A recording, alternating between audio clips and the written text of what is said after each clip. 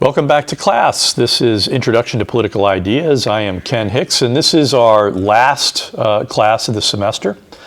And so we're going to take some time and talk a little bit about the future of ideology, the likely persistence of major ideologies as organizing focal points for political discourse. And we can speculate about the likely emergence of new ideological systems of thought or the convergence of existing ideological systems of thought. So what are we going to learn about today? We're going to have a little introduction. We're going to talk a little bit about the continuing forces in the ideological landscape. Third, we're going to talk a little bit about the role that ideology plays in public policy. Fourth, we're going to talk about ideology, the environment, and globalization. Fifth, we're going to talk about the democratic ideal and the persistence of democracy as an ideal. And then we're going to conclude with a discussion of what the end of ideology, what are the prospects for people to, for us to live in a post-ideological world. So first of all, let's kind of just talk generally about what we've learned over the course of this semester. Obviously, we've learned about liberalism and socialism and conservatism and the other kind of more esoteric ideological perspectives. But we certainly live in a world where where our visions of the ideology have gotten far more opaque. We oftentimes have this overly simplified conceit that there are these either-or assumptions, that most people are either liberal or conservative. But even going back to the 19th century, the ideological spectrum was rapidly widening and broadening and deepening. There emerged significant disagreements among liberals and conservatives about how to deal with modernity. And those differences have only intensified over time. In fact, we have far more internal incompatibilities within ideologies than previously existed. Obviously, we spoke about the great liberal schism between welfare liberals and the neoclassical visions of thought. Those have not gone away, and if anything, they have intensified. We have, profound disagreements among liberals over, whether negative liberty, the idea of significant restraints on government action, should have a priority on positive liberty, and the idea that government does have an obligation to help people realize their needs. I think fundamental discipline differences continue to exist over the limits of governmental power within liberalism, but it remains a significant kind of distinction point between liberals and socialists, because socialists obviously do believe in a very powerful state that can, in an activist state that can do things to promote the common good. Even welfare liberals tend to be a little bit more circumspect about the use of power. But that is a point of convergence, where you're seeing people like Bernie Sanders and Zoran Mamdani and Alexandria Ocasio-Cortez, describing themselves as democratic socialists. Although I think if you look at the corpus of their statements, political statements, you probably wouldn't be too amiss in thinking that they were more like welfare liberals than democratic socialists. So, again, the part of the reason why ideology has changed is that the 20th century and the 21st century has brought about such rapid and dramatic changes. And of course, when you have change that is relatively slow and manageable, you can adjust your systems of thought, your way of thinking about them over a period of time. The fact that we're now being thrust into an age of artificial intelligence means we don't have a lot of time to ruminate and to think through the pros and cons of artificial intelligence. And so certainly when you think back to the 20th century, one of the things that really had a transformative effect was, sort of the recognition that colonialism was not an acceptable way for people to act towards other people. And so the emergence of anti-colonialist and liberation ideologies really reflects this sense in which the paternalism of past ages was really not okay. And it unleashed a lot of other kinds of civilizational forces as well. I mean, we're still dealing with these things now that we have to account for pronouns and things like that. Those are in no small part, those are the forces of the various liberation ideologies that have emerged over the course of the 20th century. And right now we're dealing with the backlash.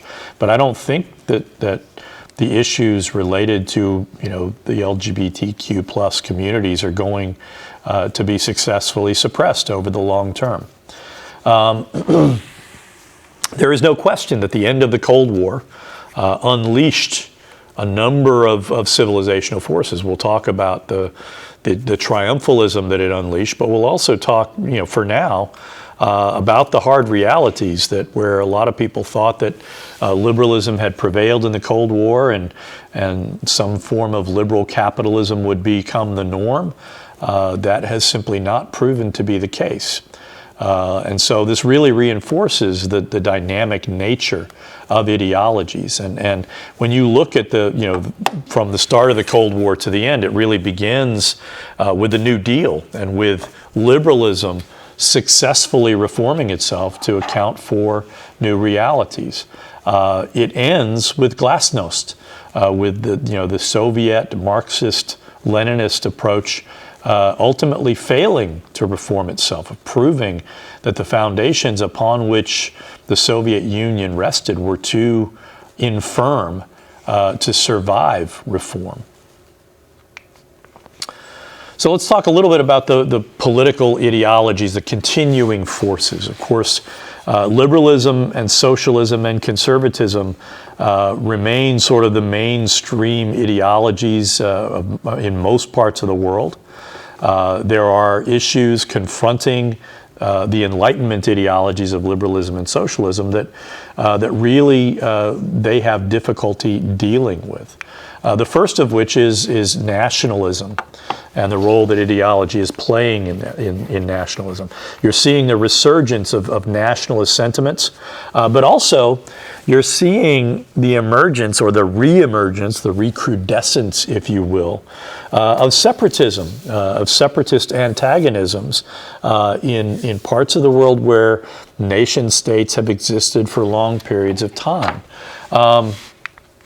Obviously, the 19th century, kind of produced this first really intense wave of nationalist sentiments and fueled the anti-colonialist movements of the post-World War II era with Ireland and Irish freedom, with the post-World War I era, and then the post-World War II era with Palestine and the frustrations of the Palestinian peoples fueling a lot of those frustrations. But also you have Vietnam, other colonial countries, Algeria, where France especially was attempting to hold on to its colonialist possessions.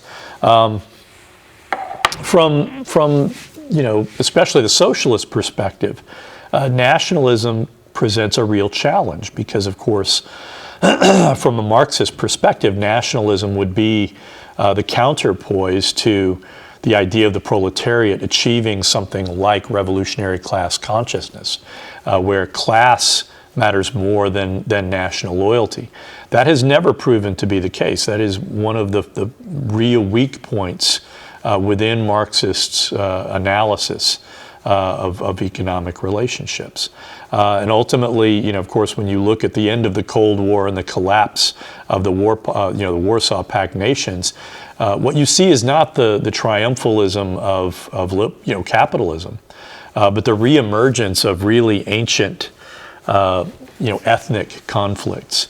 When you look at the dissolution of Yugoslavia and the horrors of ethnic cleansing in that area, in that region, you're really, kind of understanding that the Cold War, had a lot of bad things, bad aspects, but it also tamped down a lot of really primordial ethnic, antipathies that came to the fore when the Cold War ended. You're also seeing the emergence of separatism. Nationalism has arisen in many parts of the world. Certainly in some of the former Warsaw Pact countries, like Hungary. You've seen something that I'll talk about more in a minute, but a kind of ethno-nationalism. In Spain, you've seen really fierce separatist conflicts that took place over the course of the 20th century, certainly with the Basques in northern Spain, but also increasingly you're seeing the Catalonians kind of revive their desire to be a separate state. And so that's it's not only happening on the Iberian Peninsula. Basque, Catalan, Quebecois, and Scottish calls for independence remain persistent. Of course, in the country of Rwanda, the conflict between the Hutus and the Tutsis resulted in horrific, kind of communal warfare and slaughter, and likely over 1 million, I believe, Tutsis were killed in that period. You also see separatist movements in Sri Lanka, where the Tamil population has sought to separate itself and fought, again, a decades-long horrific terrorist campaign that was only recently suppressed. And then you see in South Sudan the depredations of the Rapid Support Forces, who are ethnic Muslims who, again, have engaged in horrific pogroms against Christian and animist forces in those countries. Nationalism remains persistent in the United States. There are a number of schismatic forces in American politics. One of the scary things about American political culture is in fact embedded in our idea of American exceptionalism. The American political scientist Seymour Martin Lipset once observed that Americans can accuse another American of being un-American in a way that a person could not be described as un-German or un-Greek within those countries. The reason for that is that Americanness has historically not been a matter of ethnicity or religious creed, but rather a commitment to the founding documents of the U.S. Constitution. When you look at this slide, it's some inflamed, angry white dudes chanting, "Jews will not replace us." What that harkens back to is a deeper and more dark idea of American identity, that Americans are true. The true Americans are whites who are Anglo-Saxon and Protestant and male. Many of these folks in this country today, would exclude women from having many political rights. And so the emergence of the alt-right in the late 2000s reflects kind of the darkness of this conflict that we have always had. This, we've always talked about culture wars and cultural disagreements that were largely tamped down because the cultures, the subcultures of the United States didn't need to rub up against one another too closely. When they did, of course, we had a civil war. And Donald Trump has been very effective, singularly effective, at harnessing those grievances and at pushing anti-migrant sentiments in ways that he could exploit.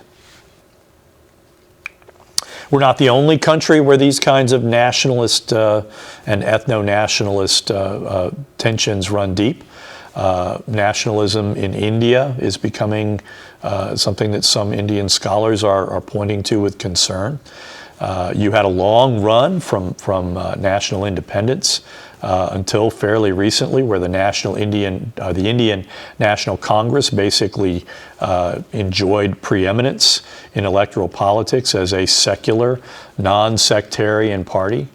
However, the emergence of Bharatiya Janata Party, based on Hindu nationalism, has become the dominant political sentiment in the country. The ideology of Hindutva and the aspiration to promote Hindu nationalism has really roiled their politics. And again, these nationalists are lashing out against non-Hindus, engaging in violence of a variety of sorts. Some people link the prevalence of gang rape in India to a lot of these nationalist sentiments.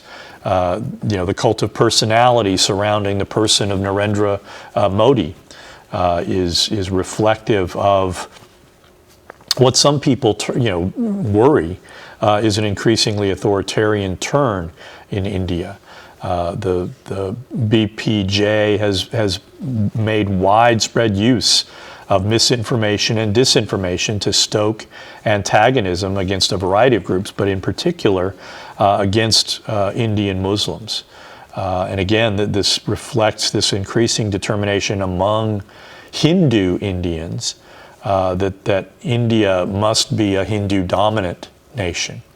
And that form of nationalism is again stoking long simmering, ethnic and religious, ethno-religious tensions and conflicts. Nationalism is unlikely to go away in the near term. The likelihood is that nationalism may be an even more powerful influence in the 20th century as nationalism is yoked to other concerns. Globalization and the compression of time and space has brought countries into the global economy, oftentimes in ways that are increasingly conflictual. Immigration and the increasing presence of Muslims in Christian-dominant countries is increasingly fostering powerful anti-immigrant sentiments in Europe that is feeding anti-democratic politics. And that is, these are concerns that are not likely to go away in the near term. Religion is another issue that is challenging to the Enlightenment ideologies. So while religion is often characterized as a separate phenomenon from ideology, and I remember when I first started teaching this class, it was the first edition of the textbook basically said, this is not what we're talking about. We're not talking about religion. They only added the chapter on Islamic radicalism in the past, 10 years or so, I think 15 years. So at the start, it was basically, this is religion, this is ideology, we're not dealing with religion. But the fact that religion is increasingly being used as a mobilization tool politically has the effect of creating this nexus point between the two. And it really doesn't make sense to discuss ideology in the United States without understanding the role that religion plays. So while religion, again, is oftentimes viewed as separate, religion invoked in support of political causes has profound ideological implications. So is the influence of religion fading? Of course, Karl Marx predicted it would. Marx, viewed religion as the opiate of the masses. And both liberals and socialists have long kind of cherished the hope that religion would fade in importance as a political matter. And for liberals, it's, a lot of people have characterized liberalism as sort of innately hostile to religion. I don't believe that to be the case. And in fact, I know many liberals who are themselves devoutly religious. What it does mean is that, and what the hope, I think, of most liberals is that people's religious convictions would be would become a private matter. People would say, I am agnostic as to, how your religion affects your private life, but I don't want to see your religion. I don't want to see you saying, my religion tells me that this attitude on this policy is the moral one, and therefore you must have the same attitude. That is the impulse, the connection that most liberals would react against. And so hopes that religion would fade in importance have largely been dashed over time. There are some places where religion is kind of legally not accepted. The most obvious example is France, who has which has a public policy that is called laïcité, where religion is a private matter, and religion cannot be brought into the public square, to the extent that the French have increasingly targeted people who, for example, wear a yarmulke in public, or for Muslims to, for a Muslim woman to wear a burqa.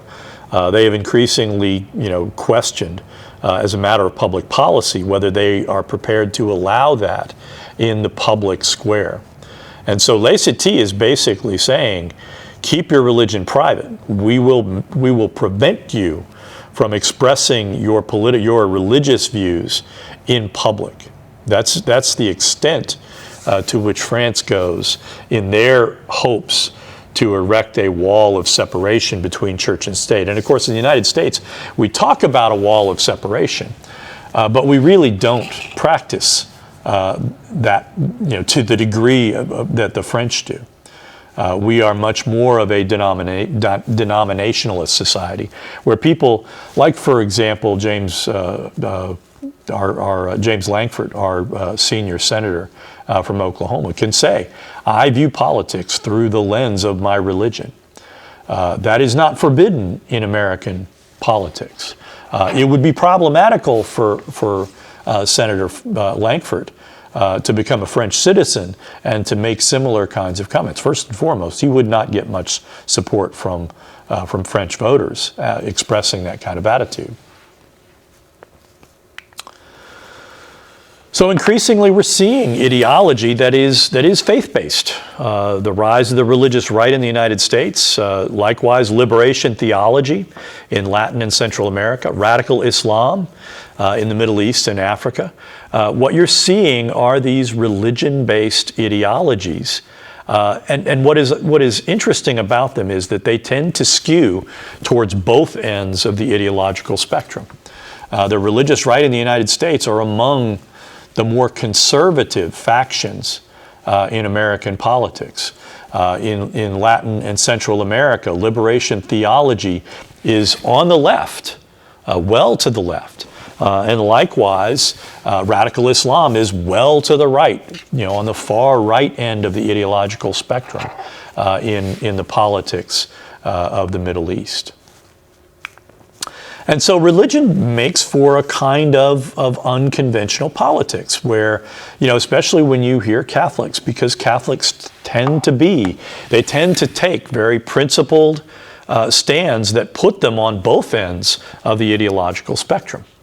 For example, during the 1980s, the National Conference of American Catholic Bishops condemned nuclear war, basically declaring that threatening warfare through the use of annihilation is immoral, that it cannot be defended according to the Catholic religious traditions. But at the same time, Catholics have been at the forefront of the sanctuary movements that are protesting U.S. immigration laws. And that has certainly come to the fore in the United States recently, as Donald Trump has promised and has kept the promise to wield the largest mass deportation movement and policy in American history. Again, during the 1980s, you had Pope John Paul II issue an encyclical criticizing the materialism inherent in capitalism. Pope Francis likewise condemned what he characterized as a throwaway society. And recently, Pope Leo XIV, the first American pope, has exhorted U.S. bishops to defend and protect the dignity of undocumented immigrants. And so there, it goes in many different directions, the kinds of religious dicta when they get to be applied to politics. Trump's anti-immigrant populism, again reflects his ability to identify grievances and fulfill and marshal them. His 2016 campaign promised to build a wall and make Mexico pay for it, which obviously appealed to many non-college educated white voters. His disparaging comments on immigrants from the developing world. Recently, he said that Somalians were garbage people, that their country was stank, I think is what he said. That's just the most recent statement that he's made, talking about sending, Somalians and other, other entire communities that many, when you talk about the Somalian community of Minneapolis, the overwhelming majority of those folks are naturalized. They have gone through the process and are now American citizens. And he's talking about denaturalizing them and sending them back, to their home countries. That strikes, me as profoundly provocative.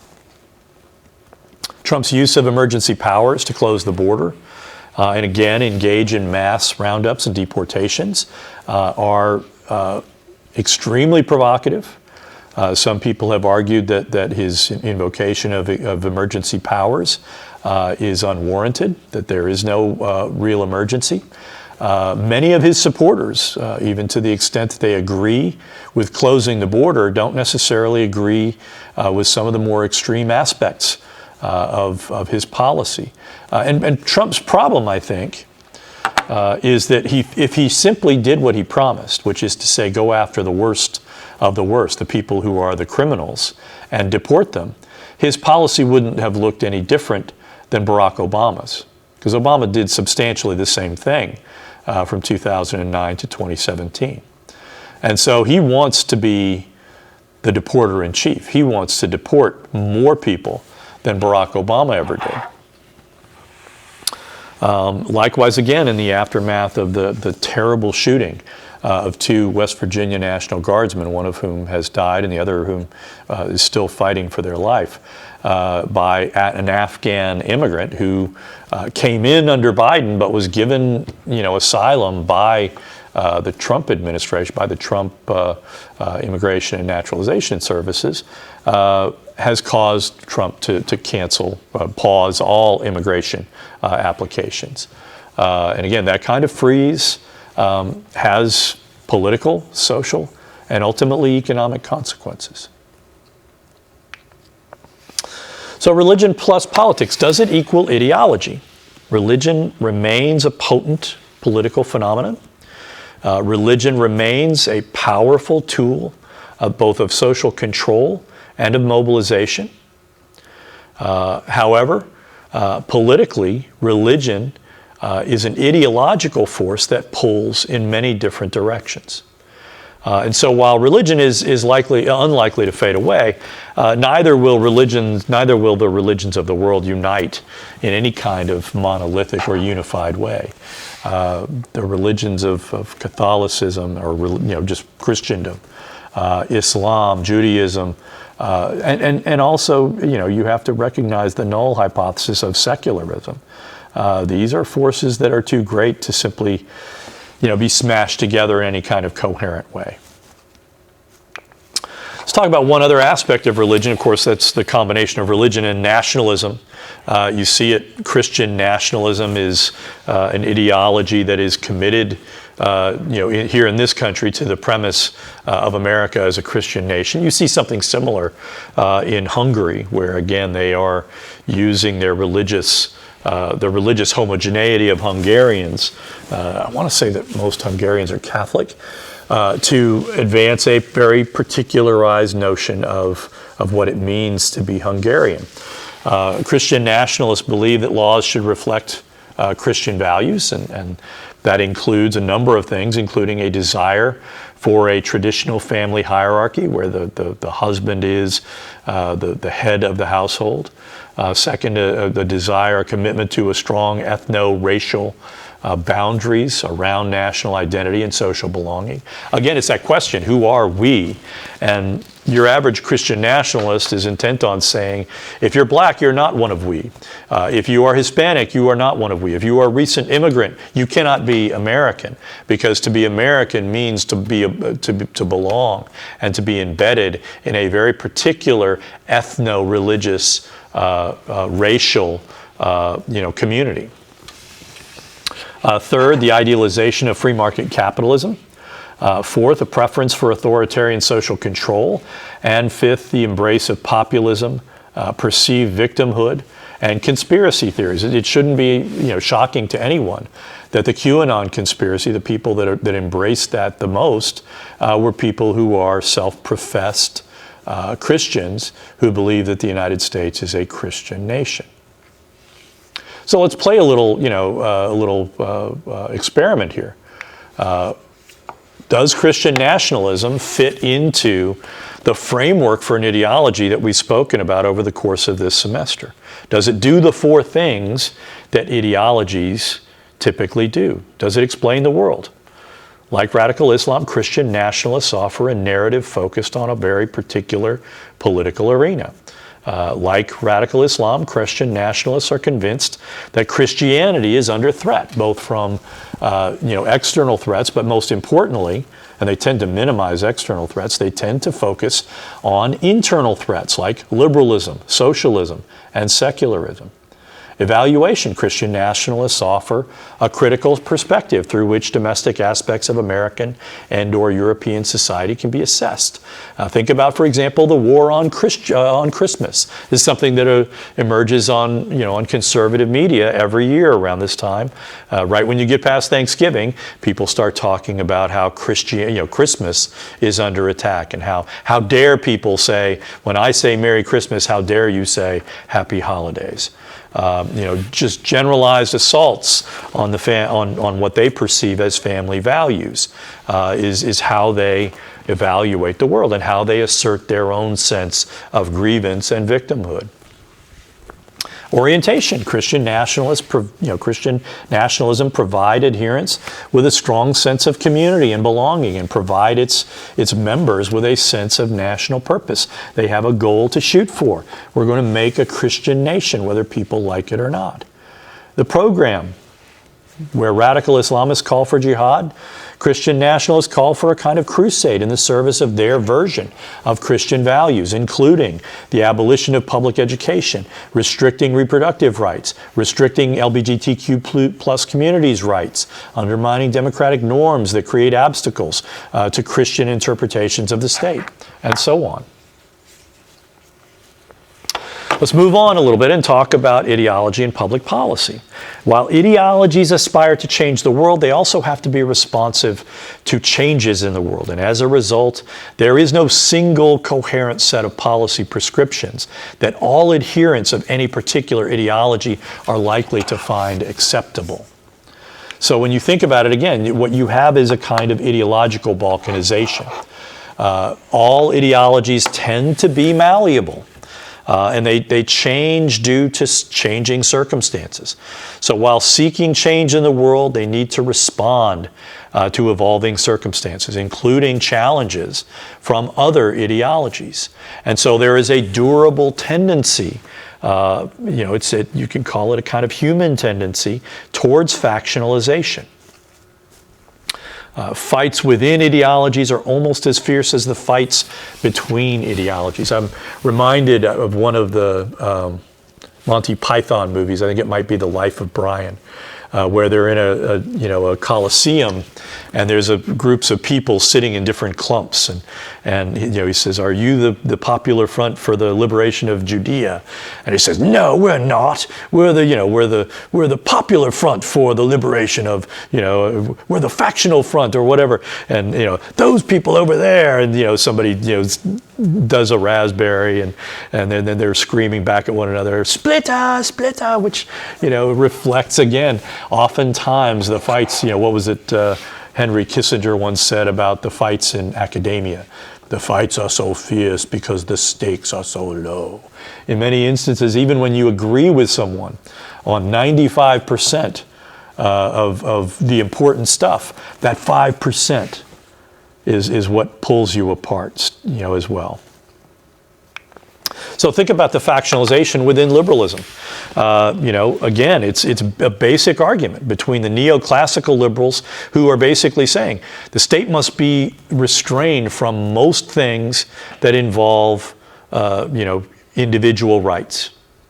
Okay, where welfare liberals are saying, if you push that far, you basically are denying people the prospect of living an autonomous life. And isn't living an autonomous life a life of where you as an individual are the author of your life, where that matters the most? A welfare liberal is going to say, we need to invest in our human capital so that human beings are better able to identify what's best for them. Whereas a neoclassical liberal is much more inclined to say, no. They have to revise that. They have to find that for themselves. And of course, the logical extension of liberalism would be libertarianism, which emerges really as, in my view, such an extreme argument for personal autonomy that it ultimately becomes a recipe or a prescription for anarchy. Neoclassical liberals would still allow the government to do things for the common good. Libertarianism can't find a common good. There is no common good. There is only self-interest. And so you can ask yourself the question, I know earlier in one of our first presentations, we talked about anarchism and whether anarchism was itself an ideology. And I think the correct response is no. Because ultimately it's not an ideology at all. It's a modifier. It's basically saying there can be no government. There can be no collective action. There can be nothing beyond what consensus allows. And consensus never exists.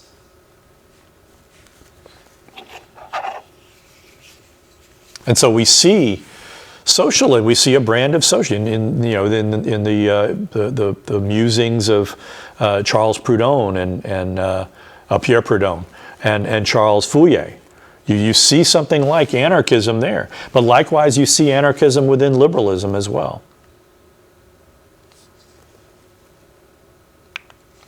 Think about the factionalization within socialism, even amongst revolutionary Marxists. You had a fundamental argument between Marx and the anarchists. Then you have a fight within the Russian Marxists, between the Leninists at first, who were themselves fighting against the German socialists, and then the Russian socialists like Lenin, who ultimately, were fighting over what becomes Stalinism versus Trotskyism. So Marxist-Leninism has very little, it's got its own little faction. And then you've got the Maoists who are pushing various different things and pushing something like Trotskyism.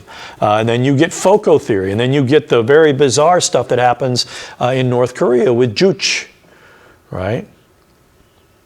Likewise, you get people that are rejecting revolutionary socialism altogether, saying that armed conflict is not the way to achieve the ends that socialism believe is most important, which would be a society where everyone has equal access to all the resources they need. So you get the emergence, again, of anarchist Christians, or of anarchist socialists, and then Christian socialists. The Fabians were Christians. What becomes the Labor Party is, strongly motivated by Christianity. And increasingly now you're seeing, the emergence of a branching of socialism that has very little relationship with, Marxism per se. Zoran Mamdani may be a socialist. I don't believe he's a Marxist.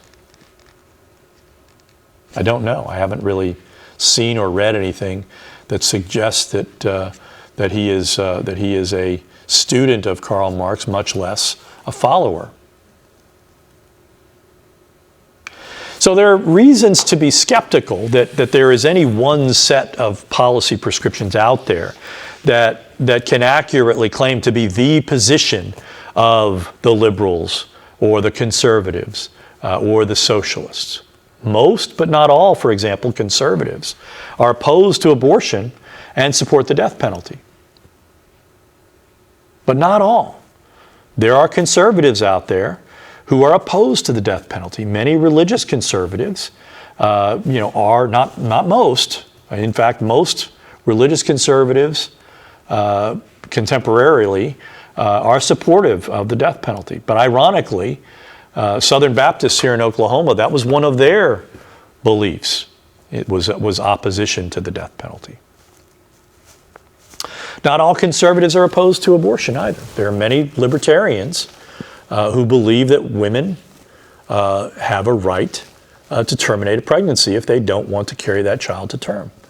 Likewise, most but not all liberals support abortion rights and oppose the death penalty. And again, the same thing happens. And very often you see a picture of this woman pro-life for the whole life.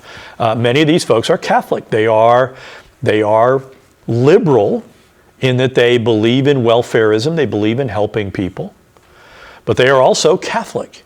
And their religious beliefs tell them that life begins at conception. And therefore they are opposed to abortion.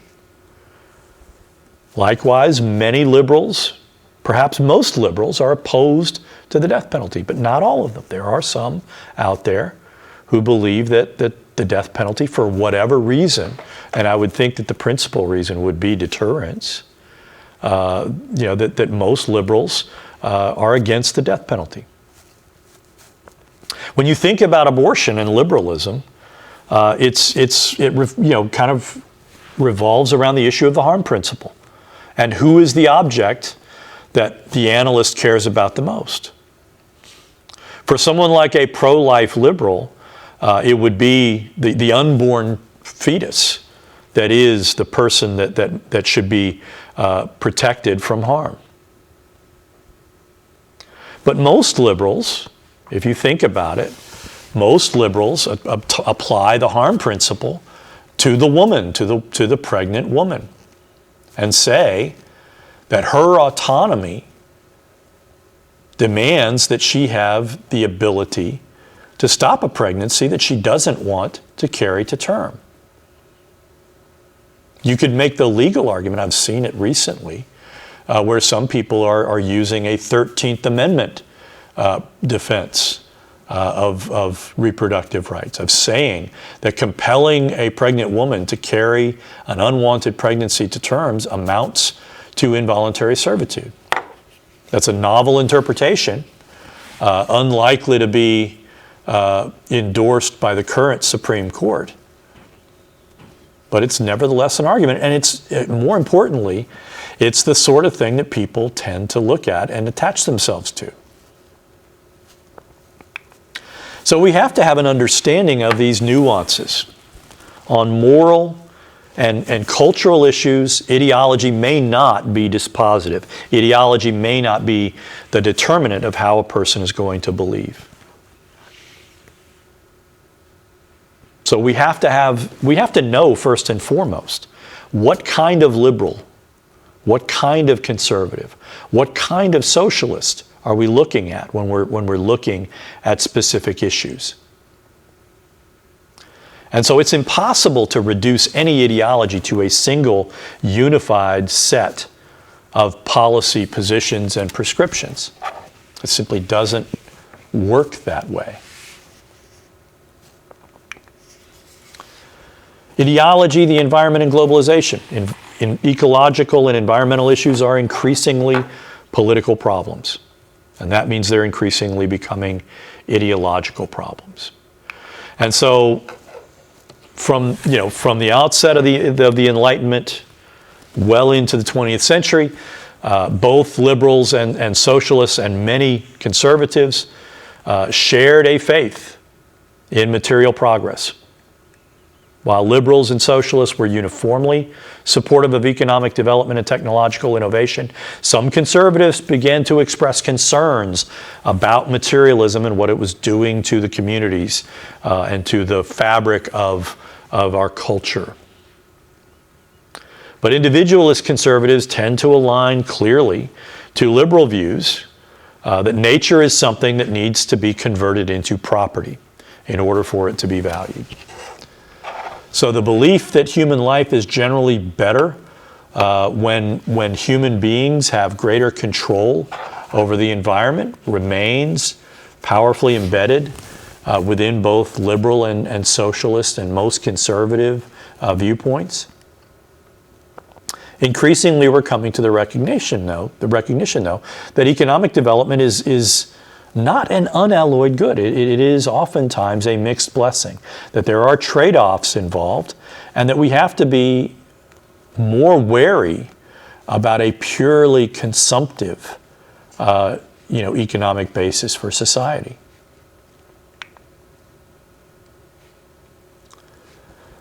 So again, environmental problems are increasingly political problems, which means that ideologies are increasingly being brought to bear. The emergence of green ideologies. Germany has a very vibrant green movement, green party, that largely emerged out of the anti-nuclear movement when Reagan in the 1980s was talking about putting nuclear missiles in Germany.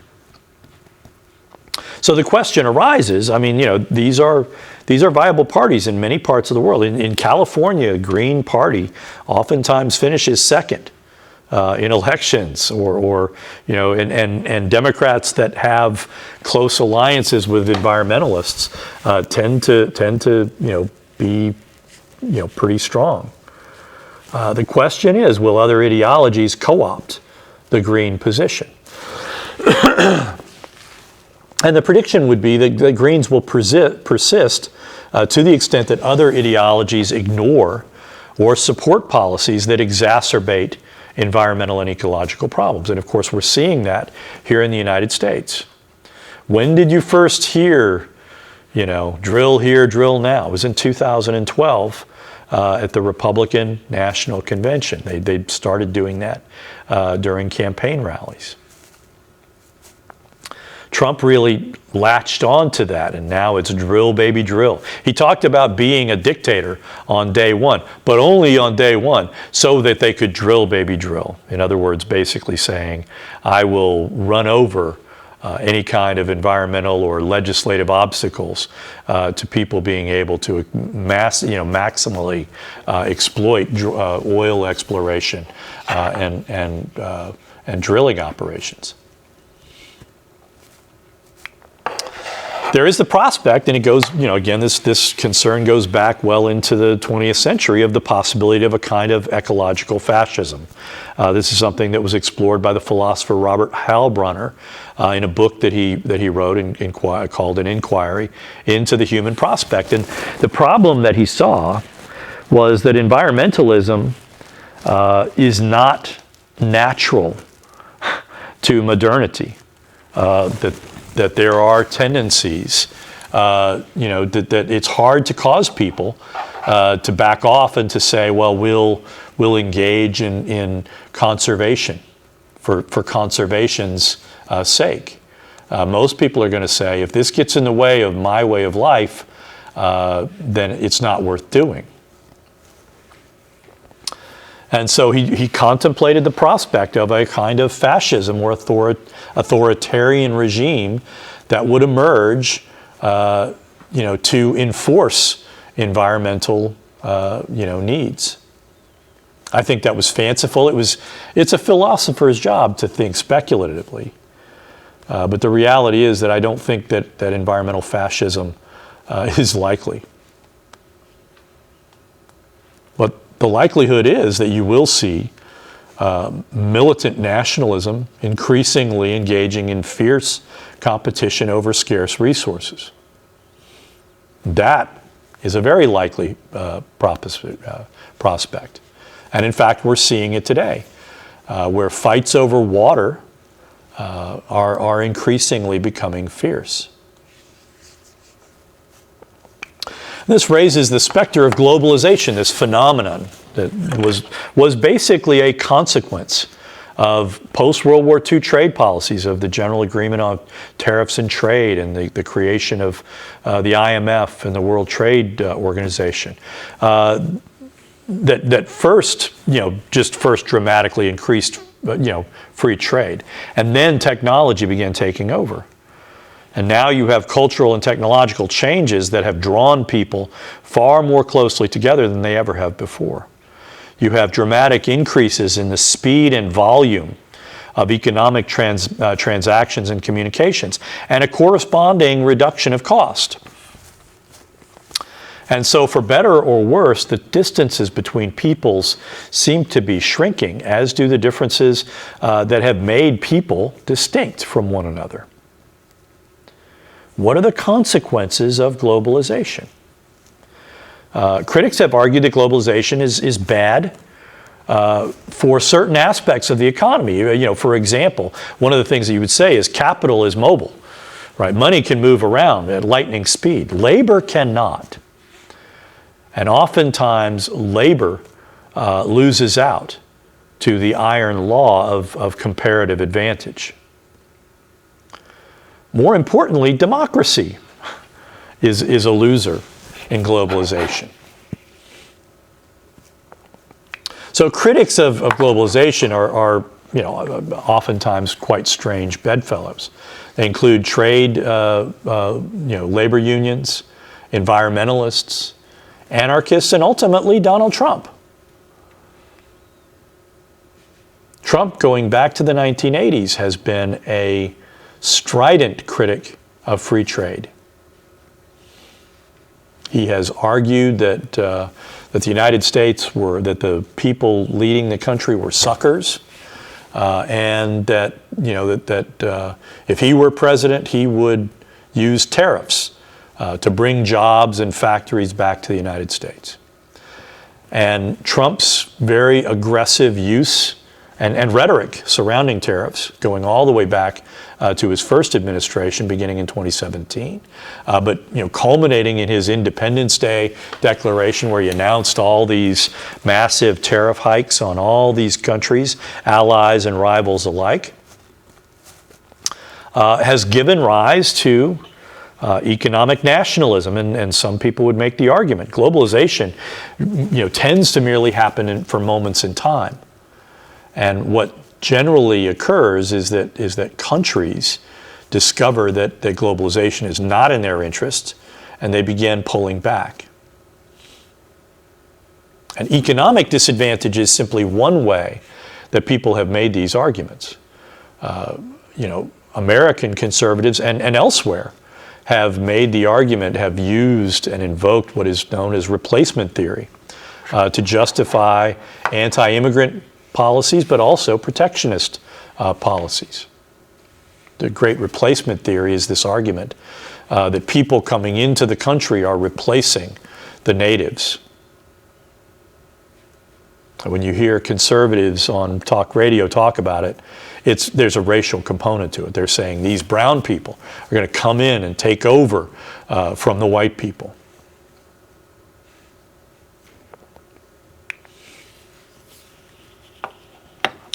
Environmentalists are oftentimes opposed to globalization as well.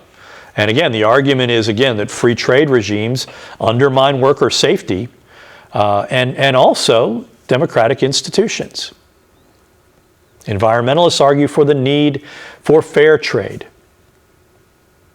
If jobs are going to go to Bangladesh to make t-shirts, well, they should start paying Bangladeshis more if and protect their workplace environment.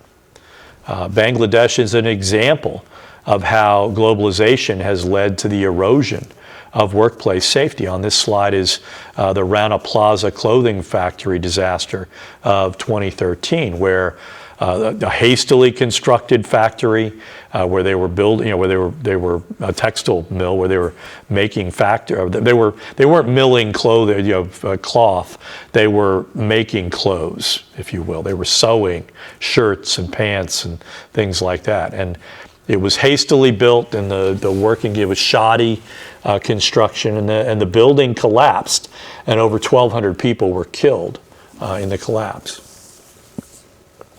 Not much has been done to protect, the workers in these countries, in Bangladesh, in Taiwan, in Vietnam, where again cheap labor. I think less Taiwan, more Vietnam, and Bangladesh, and Thailand is what I was thinking of.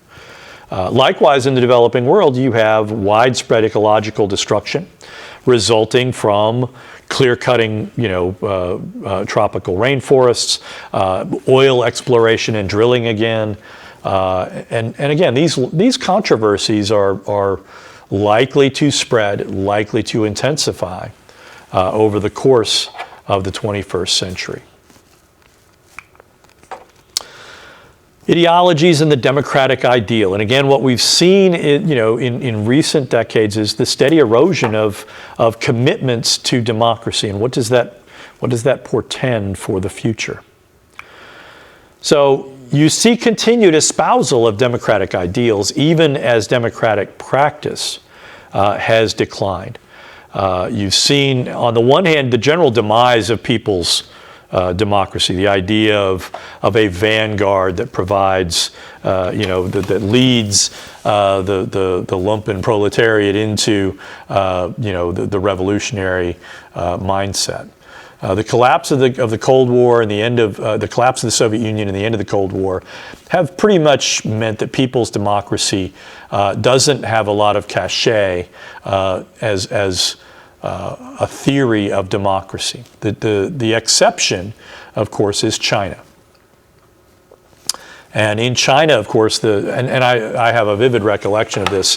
I was in graduate school in 1989 at the University of South Carolina, and we had a very large contingent of graduate students from mainland China at the time.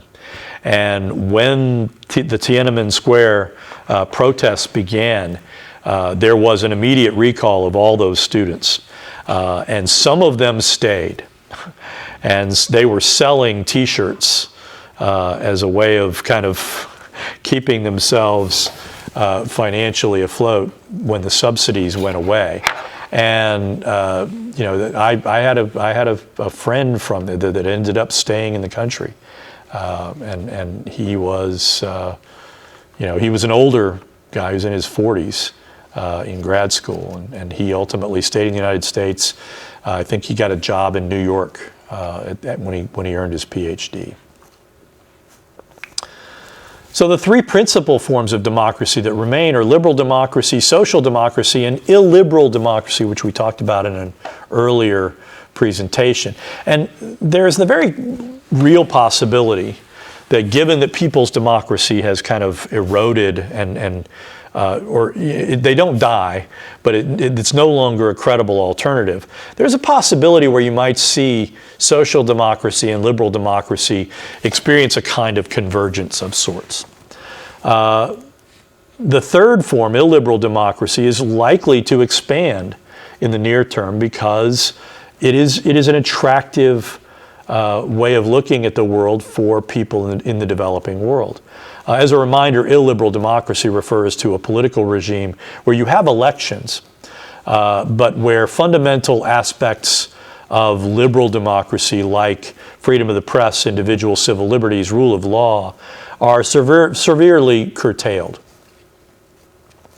And so the question of that arises, is illiberal democracy any more sustainable than was people's democracy? What most liberals would say is that illiberal democracy is unlikely to remain democratic for long.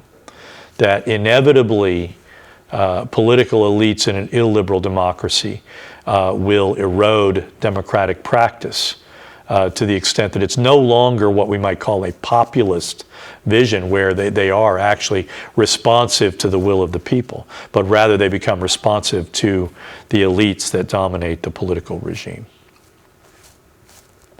One durable aspect of all this is that you're going to see continued ideological conflict between liberal and conservative, ideological perspectives. The differences between those two are too durable and too likely to sustain themselves over time. What about the others?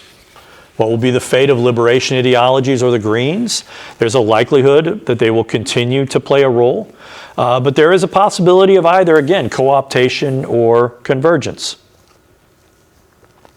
And so you're likely to see a continued competition over ideas that's likely to, what you see oftentimes is this kind of entropy where everything kind of spreads out, becomes disorganized, and then everything collapses and you begin to see new, more coherent visions begin to emerge again. My last kind of set of slides, the end of ideology. Is ideology likely to just kind of evaporate like the morning mist? And again, we talk about this triumphalist movement at the end of the Cold War with the confident predictions of an end of history. This was Francis Fukuyama's thesis, that you would have widespread convergence on general forms of political life. For Fukuyama, he believed you would see something like a liberal political order where there would be limited democracy, regular elections, and capitalism, capitalist competition.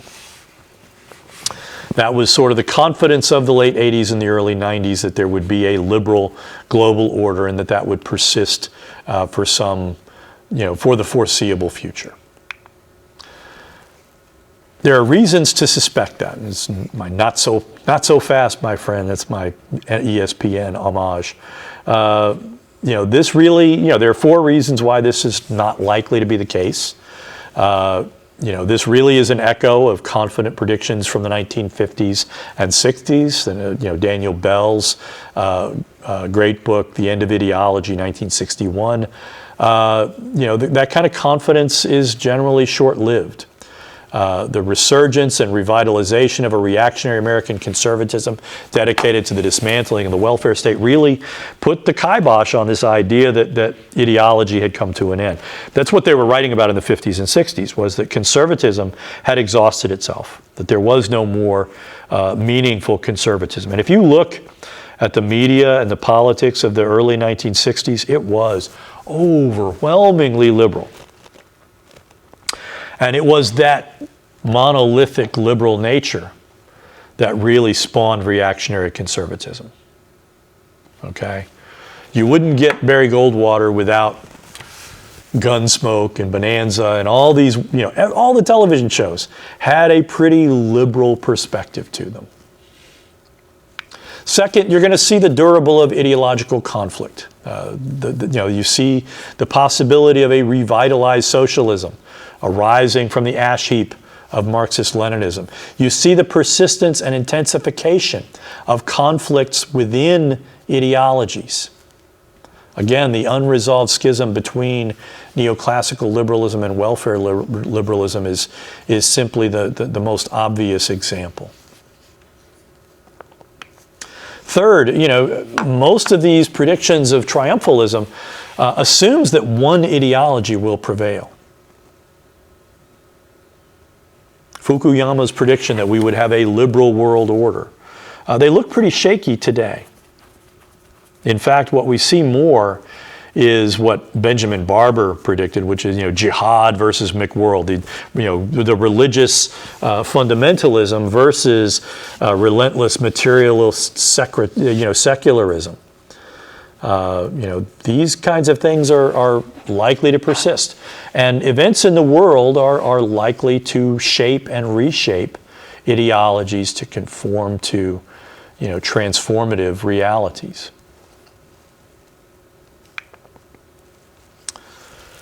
Change is likely to be a permanent feature in the ideas and in the ideologies that emerge to respond to them. The more rapid changes become, the more kind of challenging the ideological morphing is in response to those changes. There are certain kinds of changes or certain kinds of issues that are simply irresolvable.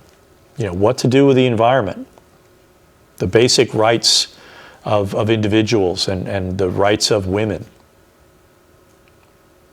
Barring miracles, people are going to look for answers, and they'll, for better or worse, or for better and worse, ideologies are going to continue to be how we go about formulating those responses. So at the end of one of my early lectures, I talked about ideology being a lot like alcohol in terms of how people react to them. That some people, it's just a useful way of looking at the world. You can take it or leave it. And for some people, they dive deep into one particular ideological bottle. They drink overly deep, and it deranges their viewpoints of the world. Given what you've learned over the course of this semester, does that characterization still seem to be an accurate way of looking at ideologies? The one thing I would leave you with is that you should never drink too deeply. You should never get yourself caught up in the belief that you have all the answers. That's the scary thing about ideology, is that it persuades you not only that you have this coherent viewpoint, that you have answers, but that you have the answers. That's the thing we have to be wary of within ourselves. There are a lot of conflicts out there, and a lot of our conflicts are carried out via social media, where there is no real resolution. You sit down and you debate with somebody, and you may not come up with but at least you have looked the person in the eye, you've listened to their arguments. All too often on social media, all you get is the rage and the frustration, and it just feeds on itself. And one thing we have to try to resist is that tendency to just get caught up in the doom loop of rage tweeting at one another. Actually try talking to someone who disagrees with you. That's probably the most healthy thing you can do for your own mental health. And try periodically putting your phone down or turning your computer off and getting out of social media, of getting out of that cesspool. That's the best thing you can do for your mental health. If you find yourself having trouble sleeping, ask yourself, is it because I'm spending an hour sitting on social media right before I go to bed, getting mad at other people? That way lies madness. If you're up at 4 o'clock in the morning, rage tweeting, if you look and notice, I made, what was it? I think Donald Trump one night, but right before his big cabinet meeting where he fell asleep 4 different times over a couple of hours of a cabinet meeting, he made like 100 posts in an hour between 2 and 3 o'clock in the morning. If you're making more than a couple of posts, a minute, you may be overly caught up in this stuff.